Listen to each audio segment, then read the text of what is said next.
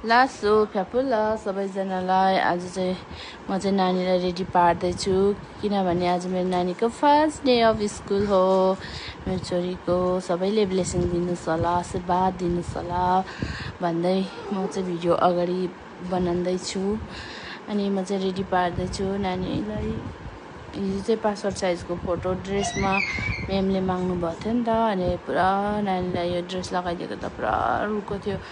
Photo खिच्नु मन नमानेर रुएर गरेको थियो। अनि आज पनि ल त्यस्तै रुन्छ होला भनेर सर्ट लगाएको चाहिँ मैले सक्स लगाइदियो, हिजोको जस्तै रुन्छ होला भनेर। अनि त्यहाँदेखि गर्मीमा नानीहरूलाई अलिक साह्रै पर्छ, यो लुगा पनि अलिक गरम टाइपको छ नि त, मोटो छ। विन्टरमा चाहिँ ठिक हुने टाइपको छ नि त लुगाहरू पनि, बाक्लो सक्स पनि बाक्लो छ त्यस्तो भनेर। झन् स्कर्ट त त्यस्तै हो, बाक्लै नै छ। अनि त्यही भएर स्कर्ट लास्टमा लगाइदियो किनकि मेरो नानीले स्कर्ट यस्तो जामाहरू लाउनु मान्दैन नि त, सानैदेखि लाउनु मान्थेन, लगाएकै रुइहाल्थ्यो। अनि हिजो पनि कस्तो रुको थियो, आज पनि ल रुन्छ होला।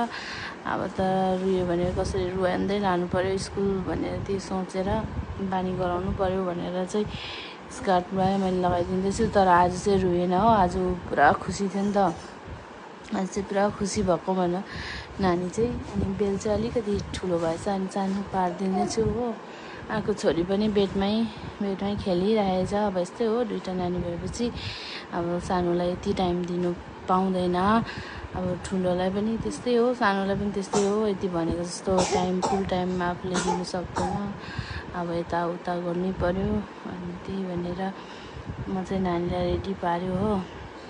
रेडी भइसकेपछि जुत्ता पनि लगाइदियो, अन्त जुत्ता लगाएर रेडी भएपछि चाहिँ चलो जाउँ भनेर नानीलाई पुरा, नानी त खुसी थियो हो जानुको लागि। अनि त्यहाँदेखि लगेर गयो। यता फेरि मामहरूको आनीहरूको आशीर्वाद लिनुपर्छ है, आज त छोरी फर्स्ट दिन हो स्कुलको भनेर सबैको आशीर्वाद थाप्दै हामी चाहिँ गयो स्कुलमा। अनि नानी चाहिँ दोकानमा जुस पिउने अरे, जुस खाएर हामी चाहिँ स्कुल पुग्यो। स्कुल पुगेपछि चाहिँ स्कुल छोडिराख्यो 2 घन्टाको लागि साथी हो।